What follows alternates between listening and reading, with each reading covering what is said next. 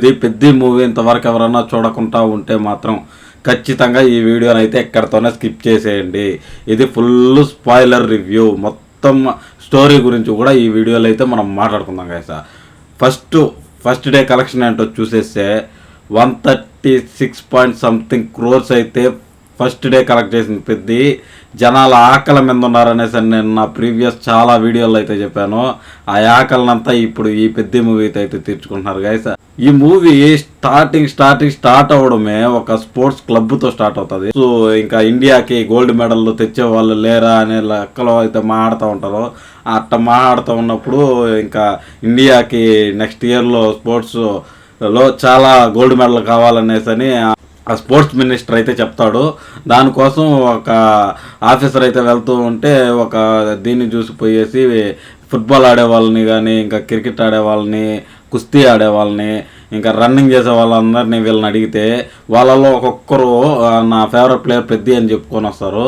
ఆ పెద్ద ఎవడో కనుక్కోవడానికి వెళ్ళేటప్పుడు జరిగే జర్నీ ఏంటో ఈ స్టోరీ రూపంలో అయితే మన బుచ్చిబాబు అయితే తీసుకెళ్ళాడు. కాకపోతే మెయిన్ పాయింట్ ఏదైతే ఉందో దాంతో స్టార్ట్ చేస్తుంటే బాగుంది అనిపించింది. ఆ ఊరికి రైల్వే స్టేషన్ రావాలి, అది ఎందుకు అంత ఇంపార్టెంట్ అనే పాయింట్తో మూవీ స్టార్ట్ చేస్తుంటే జనాలకి హీరో ఎలా దాన్ని తీసుకొస్తాడు అనే క్యూరియాసిటీ ఉండేది అనేసి నాకు అనిపించింది గైస్. ఈ స్పోర్ట్స్ వీటి గురించి కాకుండా ఆ స్టేషన్ ఎందుకు ఆ ఊరికి కావాలి, ఆ స్టేషన్ లేకపోవడం వల్ల ఆ ఊర్లో జరిగిన దారుణాలు ఇలాంటివి చూపించి ఆ ఊరికి ఎందుకు స్టేషన్ కావాలో చెప్పునుంటే మాత్రము మూవీ ఇంకా ఎంగేజింగ్గా జనాలు హీరో క్యారెక్టరైజేషన్కి ఇంకా ఎక్కువ కనెక్ట్ అయి ఉంటారు అనేసి నాకు అనిపించింది. మూవీ అయితే చాలా బాగుంది ఓవరాల్గా.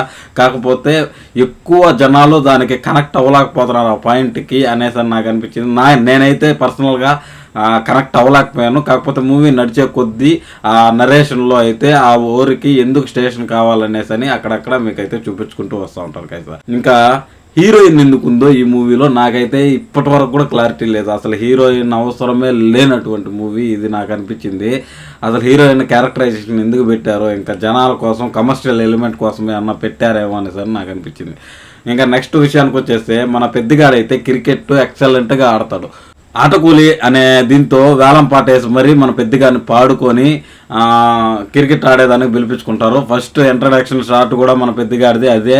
మనం చూసిన ఫస్ట్ షాట్ ఇంకా రకరకాలైన షాట్లు ఉన్నాయి కదా, అన్ని షాట్లు ఈ ఫస్ట్ మ్యాచ్లో అయితే చూపించేస్తారు.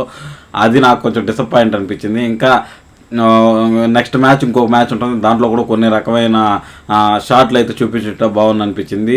నెక్స్ట్ సెకండ్ జరిగే మ్యాచ్లో అన్ని షాట్లు అయితే ఉండవు. నెక్స్ట్ మన హీరో అయితే ఒక బెల్లం తయారు చేసే ఫ్యాక్టరీలో అయితే పనిచేస్తూ ఉంటాడు. అక్కడ హీరో వాళ్ళ ఊరికి మీకు పిలిచి పనియడమే ఎక్కువ, అది మన ట్రైలర్లో కూడా చూసాం డైలాగు, పిలిచి పని ఇవ్వడమే ఎక్కువ, మీకు ఫుల్ కూలీ కావాలా అనేసి ఇద్దరు కలిపి ఒక కూలీ ఇస్తూ ఉంటారు. అది ఆ ఊరు వాళ్ళకి అసలు పనే దొరకదు, మీకు పనిచ్చేదే ఎక్కువ అనే లెక్కలు అయితే మాట్లాడుతూ ఉంటారు. ఇలాంటి డిస్క్రిమినేషన్లు ఫస్ట్ హాఫ్లో ఒక 2-3 అయితే చూపించారు. ఇంటర్వెల్ బ్యాంక్ వచ్చేసరికి ఇంకా నెక్స్ట్ స్టోరీలు ఇంకేం లేదు నాకు తెలిసినంత వరకు. స్టోరీ కనెక్ట్ అయ్యే పాయింట్లు లేవు ఫస్ట్ హాఫ్లో.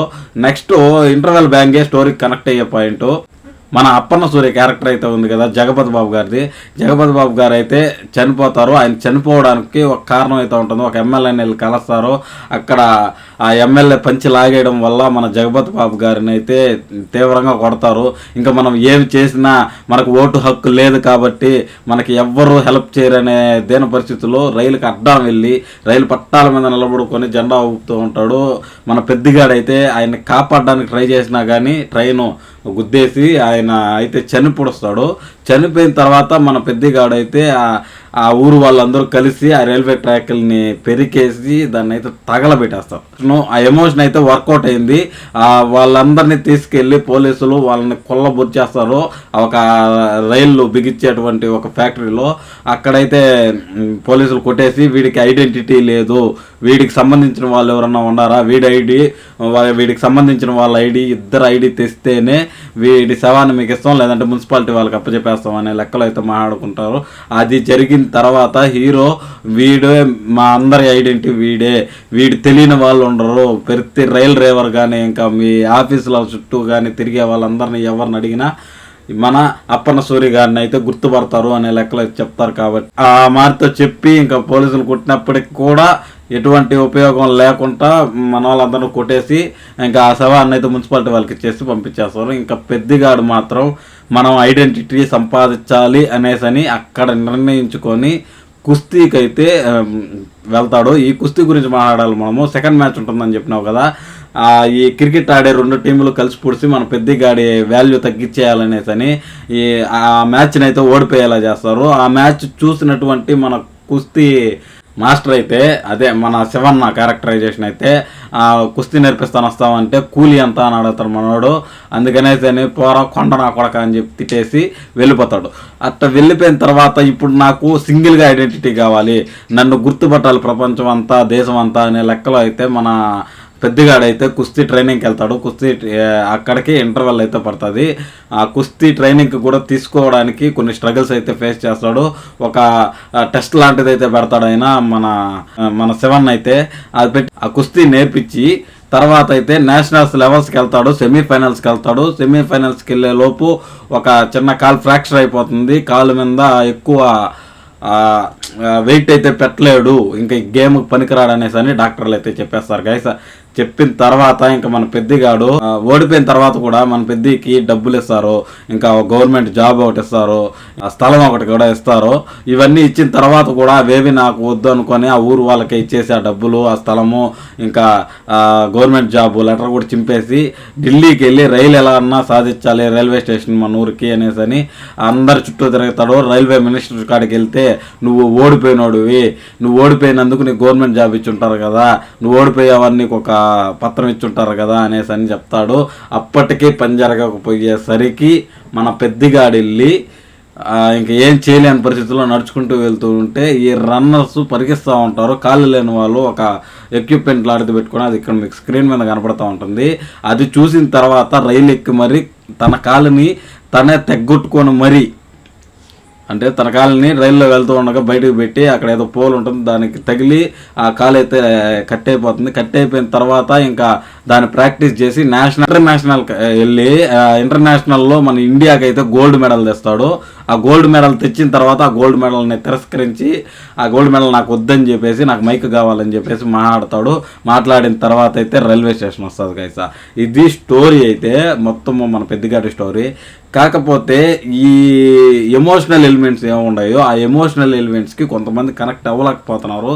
మామూలుగా మన వాళ్ళకి ఏం చేయాలంటే అంటే ఫస్ట్లోనే సినిమా స్టార్ట్ అవ్వడమే మనకి ఆ స్టోరీ అయితే కొంచెం ఆ స్టేషన్ ఎందుకు కావాలి అనేసి అని చెప్పేస్తుంటే ఆ స్టేషన్ ఎలా తెచ్చుంటాడు అనే దాని మీద ఇంకా ఇంటెన్స్ ఎక్కువ ఉండేది అనేసి నాకు అనిపించింది. మనం అనుకున్నట్లే ముందుగా మన వీడియోలో మనం మాట్లాడుకున్నట్లే ఆ కాలు అయితే కట్ అయిపోయిన తర్వాత అదైతే ట్రై చేస్తాడు. అయినప్పటికీ గెలిచి ఆ ఊరికి రైల్వే స్టేషన్ అయితే తీసుకొస్తాడు. పెద్దిగాడు ఆ పోరాటం ఎందుకు చేశాడు ఎలా చేశాడు అనేది జనాలకి ఇంకా బాగా కనెక్ట్ అయితే ఇంకా మూవీ చాలా పెద్ద హిట్ అయ్యేది. ఆల్రెడీ మంచి హిట్, ఖచ్చితంగా 1000 crores అయితే కలెక్ట్ చేస్తుంది ఈ మూవీ అనేసి అని నాకు అనిపిస్తూ ఉంది. చాలామందికి ఆ పాయింట్లు అయితే అర్థమయ్యాయి. కాకపోతే ఫస్ట్ హాఫ్లో ఏదైతే క్రికెట్ సీన్లు ఉన్నాయో వాటిని కొంచెం తగ్గించి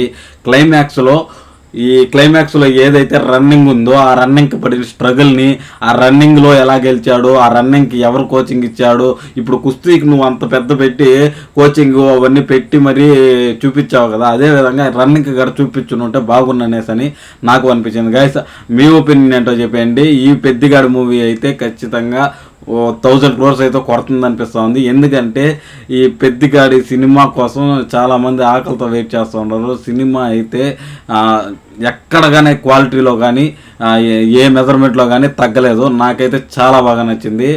ఈ పాయింట్ల మీద అయితే కొంచెం మైనస్ పాయింట్లు అయితే నడుస్తూ ఉన్నాయి. కాబట్టి ఈ మూవీ ఎక్కడ దాకా వెళ్తుందో చూడాల్సి ఉంది. ఇదే పెద్దిగాడి మీద మనది లాస్ట్ వీడియో అనుకోవచ్చు గైస్. ఇంకా నెక్స్ట్ అప్డేట్స్కి అయితే వెళ్ళిపోదాము నెక్స్ట్ వీడియోలో.